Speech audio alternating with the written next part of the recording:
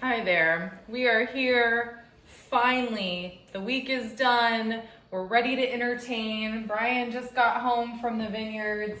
Hey, Yeah, and we're about to open some wine. We have some friends coming over, and we have been waiting all week to enjoy this cheese. So on Sunday we posted that we had gone down to Del Mar and stopped at the vegetable stand in Rancho Santa Fe, and then in Del Mar, right as you're getting close to the Del Mar racetracks. If you live here in Southern California or been here, right now is racing season. It was packed, but well worth it. We've got some great cheeses here. We picked up some meat as well and some other goodies like fried fava beans and other produce from the stand that is delicious. So we're excited to put this together with you today. Really, we just want to give you some insight as to what we enjoy and how we pair food and wine together. And cheese is kind of our go-to, don't you think? It definitely is. At least once a week, we have just a cheese and charcuterie plate ourselves. Thank you. You're welcome. And while we were, the other stop that we made, actually, now that I'm thinking about it, is on the way back, after we picked up the cheese, we brought a cooler because it's been so blistering hot. It was really hot. It was super hot. We brought a cooler, and we were able to, put all the cheese and meat and veggies in the cooler, and then stop by Myrtle Creek. And Myrtle Creek was a fun little winery. It was. Really personable, Mm-hmm. and we had a lot of fun talking with their assistant winemaker, Mm-hmm. and we got to try a lot of good wine that they make on a very small scale, Mm-hmm. almost home style, but they do a very good job at it, and we really They enjoyed do. it. We did. We are, when we go out to wineries, we're looking at how they're farming and how they take care of their wines. And you can really taste it in the wine. You can, get this sense of clean winemaking. Yeah, and definitely clean winemaking. The one thing that kind of stuck with me with his assistant winemaker said that if you want to be a winemaker, go to your kitchen, take everything out, Take wash everything it, out. Mhm. and then wash it again, and that's how you start winemaking. Yes, and that's how you start, because honestly, everything has to be so clean, and running that sticky juice through it as we're in harvest now, we're kind of living it. Everything seems to be sticky right now, and it's a constant cleaning. So when we go to a place, growing up in Fallbrook, Myrtle Creek Nursery was this beautiful little spot, and they've since then added on this little winery, and it's worth a stop. So if you are in that area, definitely swing by. I think that they're only open on the weekends. Yeah, I think it's Friday, Saturday, Sunday, but you can always check. Yeah, online. But in the spirit of good winemaking, we have their what they call Little Dreamer. It's a Viognier Vermentino blend. The Vermentino and Viognier was right on that first block, right by the winery. And it's mostly Vermentino. It's 76 Vermentino, 24% Viognier. Makes a nice little blend, and it makes a fun white wine, especially on such a hot day. As you can see, it's definitely... It's already perspiring, and we're inside. But we chose this wine. Traditionally, when we're at home, we drink white wine when we're eating cheese and meats. I'm not sure why. Maybe it's the heat. I'm not sure.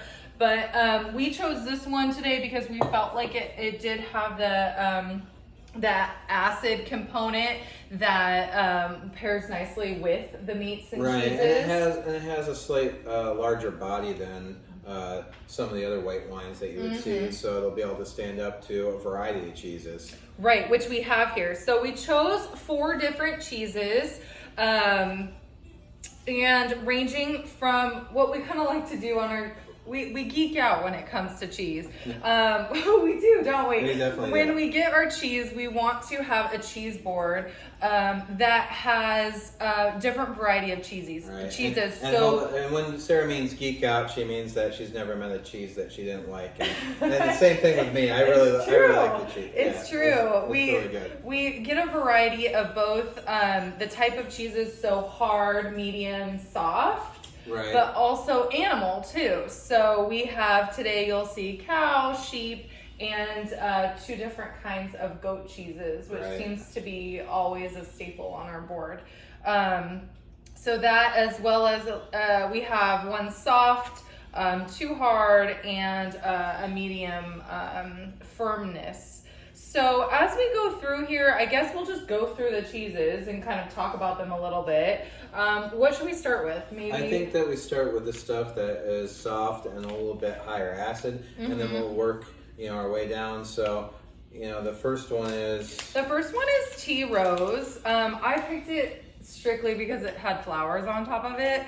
But I believe and it was goat. It was goat too, which is always a favorite. But why did you choose it? Because there were other choices there. It looks very pretty. And I'll unwrap it here, but you can see the flowers on top, those roses that they've pressed into this goat cheese. But why did you choose it? and this is a goat cheese. It's a Chev, so it has the higher acidity. It really works well with a higher acid wine. So with the wine that we're drinking, with the Vermentina, that usually has a higher acid, but Viognier kind of calms it down a little bit. It'll work really well. So like with your Sauvignon Blancs, your Champagne, your sparkling wine, stuff with a higher acid always works really well. And it coats your mouth, and it just cuts into that acidity, and it's really enjoyable. Yes. And this, it's part of the board that you really, you want to make sure that you have ample room around it, since it is a soft cheese. You'll be digging into it with either crackers or knives. I do want to point out these beautiful boards. We have 2 here that we're going to be using. We do sell them through our store. Absolutely, They're gorgeous. Yeah, and it's beautiful olive wood, and it's all one piece. This isn't something that's just in multiple pieces glued together. This is just one piece of hardboard, and it's all natural. So you get what you get from the tree, and it really shows the rustic, beautiful look. All right, so the next one here is the Chev. Yeah, this one is also goat.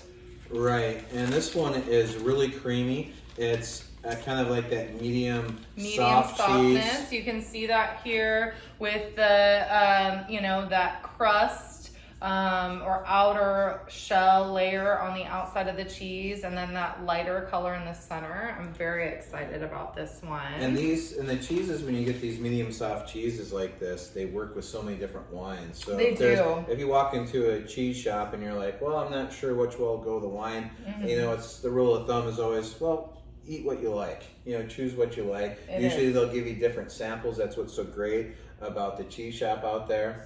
They give different samples, and you can try different things. But this cheese works really well with multiple different wines because of its lower acidity, but also that coating medium body. So it works really well with Chardonnay, Pinot Noir, all the different ones. It works really well with. It does. So it's good. Yeah. I wish when we went there, they have the ability to get a personal cheese plate to eat while you're waiting for your other cheeses and meats to be sliced. So of course we did that. We didn't get this one in there, but it's a good one. It's one of those ones that you should definitely have on your cheese board. All right, so the next one, truffles. Can we just talk about truffles for a moment? So this one is laced with truffles. It's laced with truffles.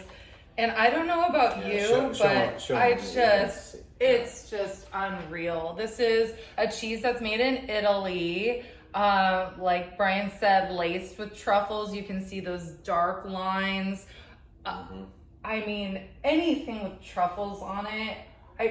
It works really well with a lot of different delicious wines as well. That medium you can to smell heavier it. bodied wines. Yeah, you smell that? Yeah. Yeah, it really smells like really truffle. good. Yeah. Delish. You know, we're drinking it, of course, with this one, but I think that's something that could withstand a heavier red, or at least a medium-bodied you could red. use, medium to heavier bodied red. So since it is Italy, it could be used for like a Tuscan wine, something with Sangiovese in it, or like a Chianti or a Super Tuscan. That Sangiovese Cabernet Sauvignon blend would work really well. So there's a lot of different wines that'll work well with. Also, Pinot Noir, like a really earthy Pinot Noir, would go perfect with it. I know when I think of earthy and wines, a lot of people go to a Pinot Noir, but the other earthy red that sometimes people miss or don't think about is the Cabernet Franc. What do you think about The that? Cabernet Franc would work well with it, and then there's also a South American varietal that you see a little bit around in the stores, which is called Pinotage. And Pinotage has really mushroomy, kind of funky smell that kind of mimics the truffle, and it works really well together. Actually, it's kind of that leathery kind of earthiness to it. That sounds really good. All right, this is the Nord Hollander, and we got this actually as a recommendation from the gentleman that was helping us at the cheese shop, because traditionally we like a Gouda that has crystals, and I don't know if you all have had a Gouda that has crystals. This particular cheese was called OG Crystal was the one that we usually are go-to. Traditionally, yeah, that's when we go down there, but we wanted something different. We wanted to mix it up. And so he suggested this one. Yeah, so as in the aging process with these Goudas, you get these dried crystals inside the cheese, and you can kind of see it in the side of the cheese. Yeah, you can see the kind of the, I don't know, they look like bubbles and almost. It gives you that crunch. And this cheese works really well with heavier wines like Cabernet Sauvignon, Petit Syrah. We haven't had this so one good. yet. And it's almost nutty. It's nutty, and it coats your mouth. So when you have those big tannins, it just softens the wine right up. And it goes so well with those larger tannin wines. Yeah. Yeah, you get like a big bold red. A big bold red, like I said, Cabernet, Petit Syrah, your Bordeaux's. Delish. All right. So after we had ordered the cheese at the cheese shop, we were browsing around. We picked up some crackers, which I'll show you here in a minute. Some fried fava beans, olives, we always pick up. But on our cheese board that we were eating while we were in there was Copa. Delicious. We had to pick up more, so that will be going on our cheese board today as well. So this is a great cured Italian meat. And it's kind of spicy. We had it with Dijon mustard, which I don't think we have Dijon mustard here tonight for our dinner party, but delish. And it's made by Smoking Loon, which is a fairly local California company that makes these meats. And you can kind of see here, I'm gonna pull these out for you to see, just so you can see the kind of the marbling, and then that spice that's on the edge of the salami. Very excited about this. Super good. I'm gonna put a sheet down on our board. So along with the meats and cheeses, we have some delicious figs from our own personal tree that we've been trying to eat as fast as we can. We've been cooking with it. Again with we've been drying them. We have so many figs, and they're just big and beautiful, and they're just oozing with sweetness that we're going to be putting on our boards. You can see how big. There's almost the size of an apple. Yeah, go figure. You know, there's so many of them too. So like Sarah said, we've been really figuring out here. So they've been really good. Yeah, we have been figuring out. So other items that we're gonna add to our board at the vegetable shop, we picked up some lima beans. They have some good crunch. Some of the items on a cheese board that you should be palate cleansing. You know, you're going from strong flavor to strong flavor. I mean, we have the meats, and then the Nord Hollander cheese with that Gouda, which is a very strong flavor, and then back to the truffle cheese. You know, so you need some of these palate cleansers. Along with the lima beans, we have the fried favas, which we those are basically really ate good. on the way home. Yeah, those didn't even make it home. Those came out in the car, so those are really good. They're good. If you can ever find them, usually they're at specialty markets. You know, when we go into Whole Foods or Sprouts or whatever, they're usually there. Crackers, this brand, I don't know if you've all seen this, but this is always a staple. This particular flavor, fig and olive, we got because we knew that we had lots of figs. We had lots of figs. We had figs, but normally we get the cranberry. We get the one. cranberry, and I believe it's cranberry and walnut, or cranberry and pistachio or pecan. It's and they are great crackers. They are. It's called, the company is called Raincoast Crisps, and it's a dense cracker. It's almost like a flatbread.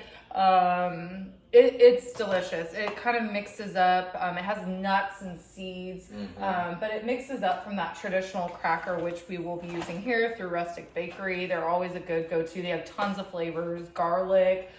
This one in particular are kind of like long sticks, and this is a sourdough flatbread. We needed something a little bit wider too for some of these cheeses and things, spreadable. So we have a everything or rosemary everything cracker. And those work really well too. Yeah, so those we'll put out. We have the figs, we have the lima beans and favas, which are super salty and good. Costco.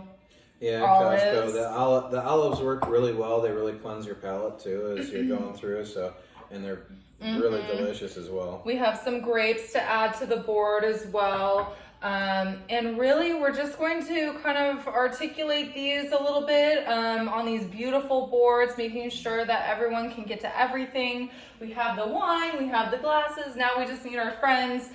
We thought we would share. We'll take some pictures of the boards once we're done. But maybe next time they can join us. Yes, definitely. Thanks for having us in your home and watching us as we kind of go through our night with you. Yes, thank you for joining us.